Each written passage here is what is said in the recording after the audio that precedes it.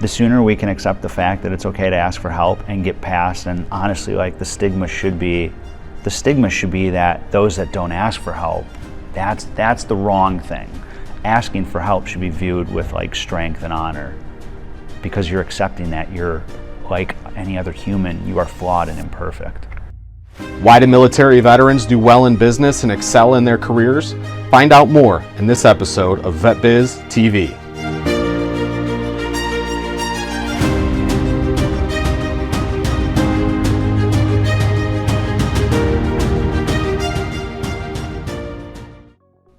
Today we'll be speaking with Matt McDonald. Matt is a U.S. Army veteran, a successful businessman, and founder and executive director of the Next 18, a nonprofit organization focused on serving veterans and first responders with recreational therapy and mental health resources through the game of golf.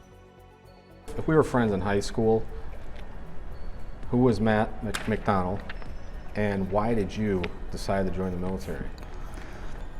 Matt in high school didn't have much direction. I played golf. I did decent enough to go. I went to Murray State in Kentucky for college. Good enough with my grades in golf to get to go there. That lasted 2 years. I kind of floated between high school and like 26 when I joined the military. It took me 7 years to get an associate's degree. I went in, I originally wanted criminal justice. I wanted to do like undercover narcotics work. And then I found out you had to be a cop for a long time. I was like, well, I just want to be this thing. I want to be this thing. Mm-hmm. Not a lot of travel experience. I had an opportunity, I bartended and did a lot of stuff in Milwaukee in the service industry. And I think over the course of what I saw in college and the service industry, I was just missing something in life. Most of the people that I was around with, while they may have been friends, something inside just wasn't clicking for me. I was just around a group of people that the values weren't what I wanted. And that's not a knock on them, it's just not what I wanted.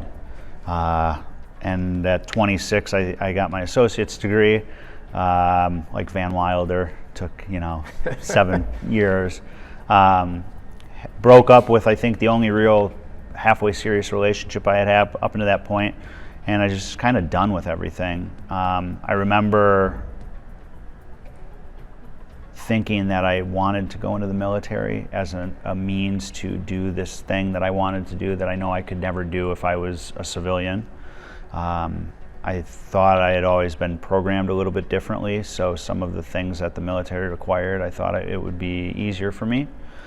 And I signed up. I went in to go as a 18X, which at the time in 2011 they were ramping up the SF program.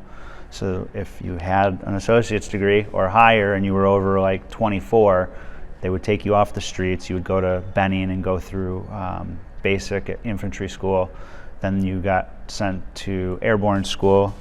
And then you got sent down to North Carolina, down to Fort Bragg and Camp McCall out there for SFAS, which is basically like the Army's version of BUDS.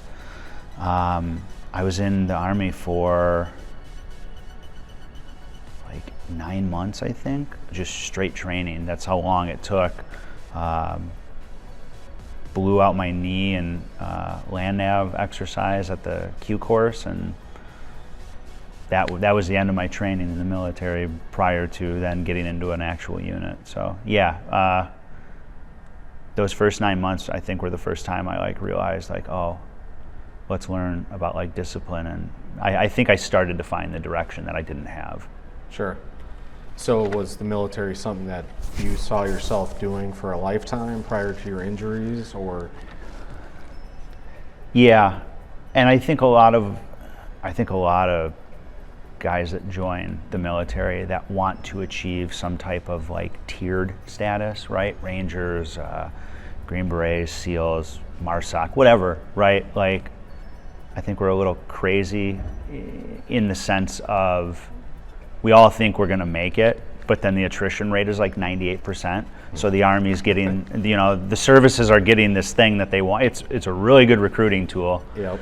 I thought I could do it. And by and large, I was doing it until I got injured, which is the biggest thing that happens to most of us going through those programs.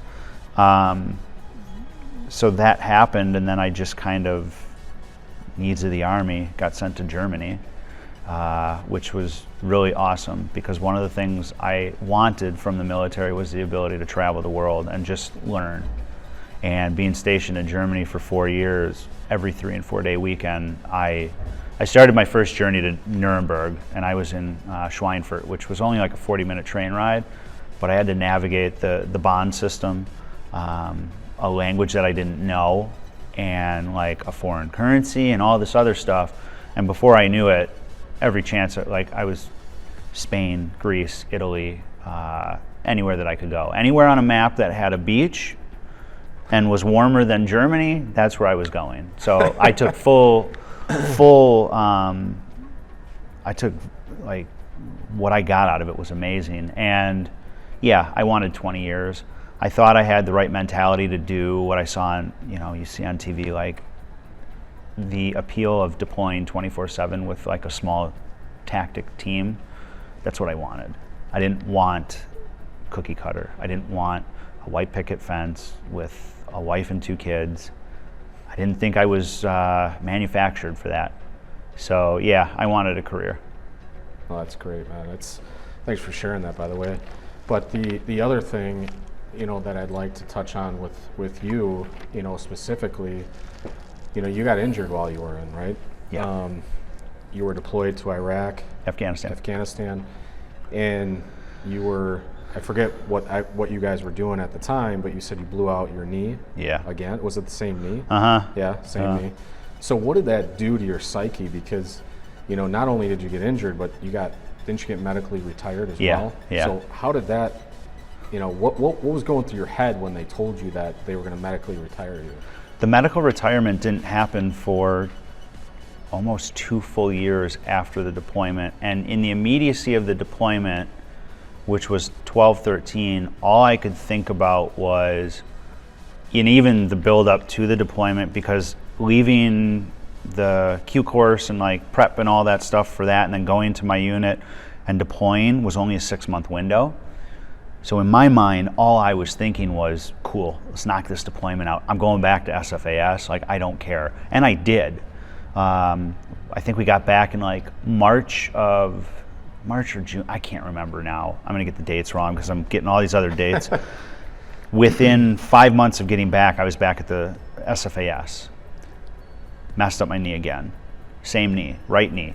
It just kept giving out on movements that required 100+ pounds, over 20 miles over the course of a night. My body just couldn't do it. And after that second attempt with SFAS, it was like, all right, that's the place I know I want to be, because even being at the camp, like you're out in the woods for 3 weeks and all you're around is A-type personalities that want to push. They don't want to just be on the line. And that's fine for if you want that. I didn't want that. I didn't vibe with that group. That's when it sunk in. It was like, all right, I'm 28 now, 29. This is not a 28-year-old's game if you're not where you want to be. I'm having a lot of problems with sleep. I'm having a lot of problems with jaw pain. Like from here up was so tight from blast exposure, from mortar rounds and like IEDs that were in the area. And I carried a Mark 48, which fired 7.62 belt fed. 600, 700, 800 rounds of those in a firefight is not conducive to not being messed up. And it just started to take its toll on me. I wasn't sleeping. I was having nightmares, stress, all on active duty. And a couple of us started going to Landstuhl, which for us was 4 hours away in Germany. Literally like sneaking over there under the guise of, hey, we have an appointment for something, but then we go see like 6 other providers. And that's when they, they're like, well, you have TBI, you have PTSD. Well, no, I don't have PTSD. We're not gonna. And before I knew it, 1 appointment a week turned into 8 appointments, and they're like, you can't stay in your unit. Where literally, you're coming here 3 days a week, it's costing the military $500 or $600 every time you leave because of traveling and TDY. So they put me in the unit, and before I knew it, 12 months later, I was meted out. So yeah, it took a while, but when it happened, the med board process was the worst 12 months of my life. I don't talk about it much, but the leadership involved in the WTU was terrible. It was psychologically and emotionally, it was terrible.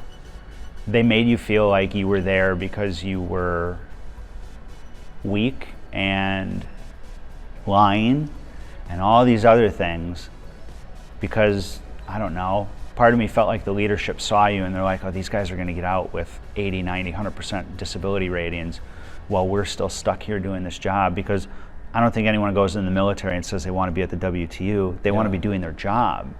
I didn't learn that until I got out, like, oh, that's where they send maybe people that got in trouble or whatever.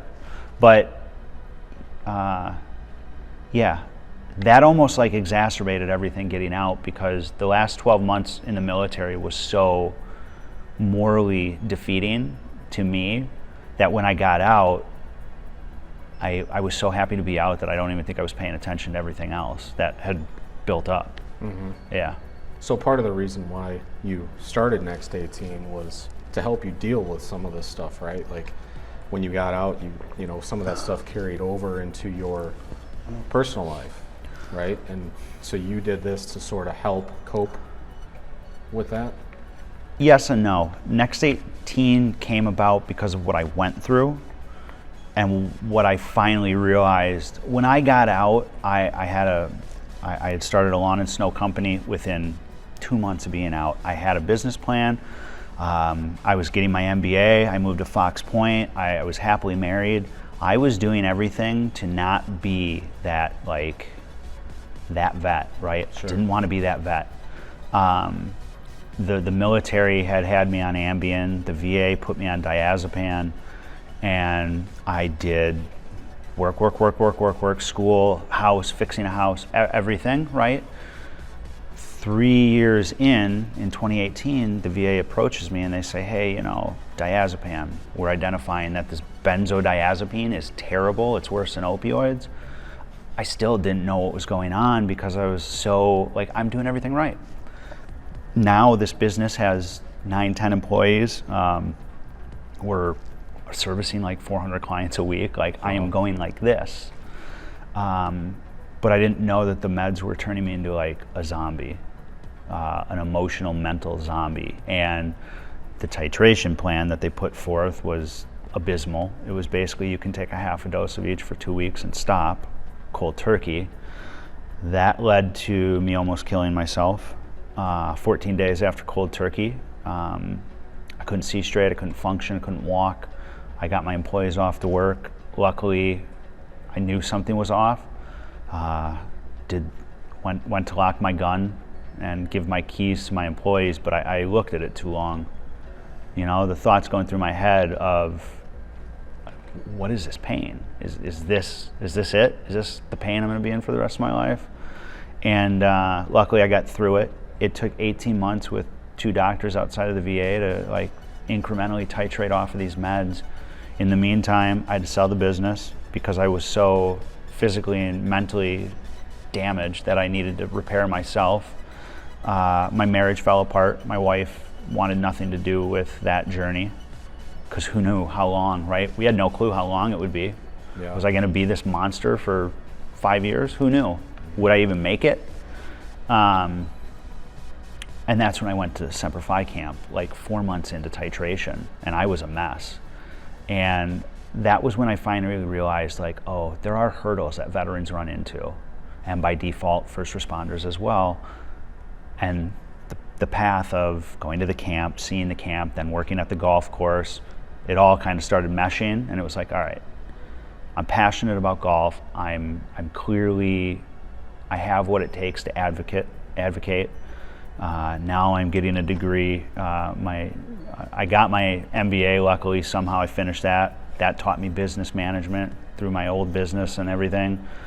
Now I'm getting an MSW so that I can learn what it's like to be a social worker and advocate and learn these resources so that we can incorporate them into the camps. So yeah, part of what I went through got me to this, but for me now I need to make sure that this doesn't happen. If this happened to me and I got through it, how many other vets have been pulled off meds, or maybe they don't have the resources to manage that? So I'm doing what I can. Absolutely, that's awesome.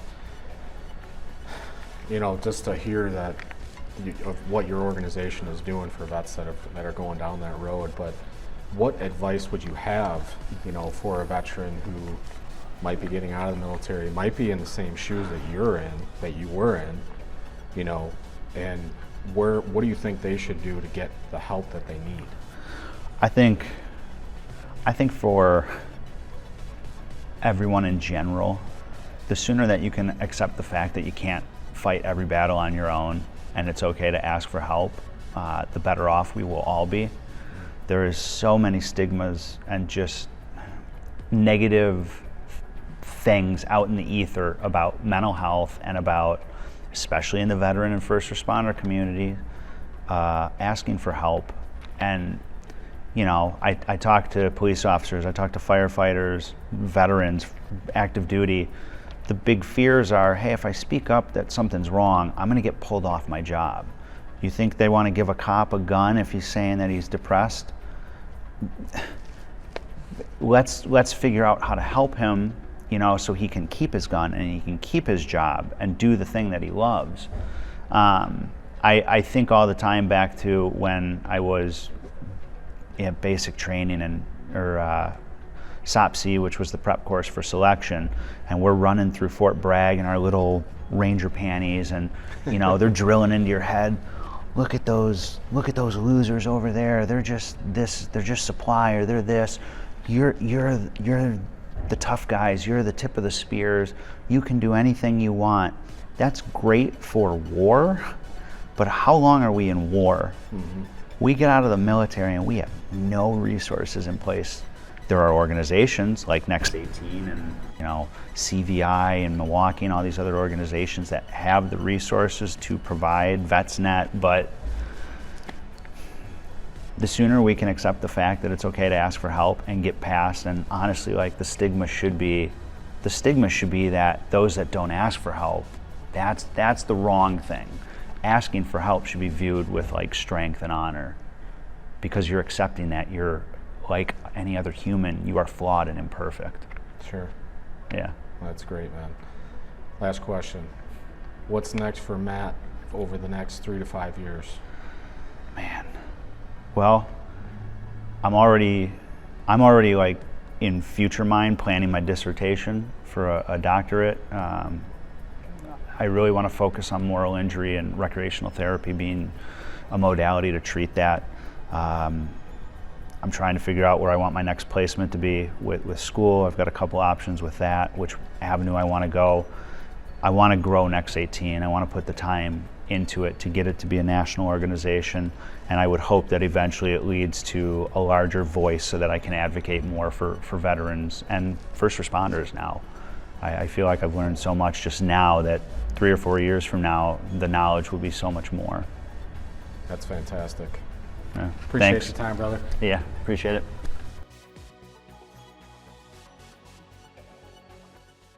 If you support military veterans, military spouses, veteran-owned businesses, and veteran nonprofits, hit the subscribe button below and hit the bell to get alerts on new content coming out. We appreciate your support. If you know of any patriots doing great things in business and community that we should interview, please let us know in the comment section below. We look forward to seeing you on the next episode of VetBizTV.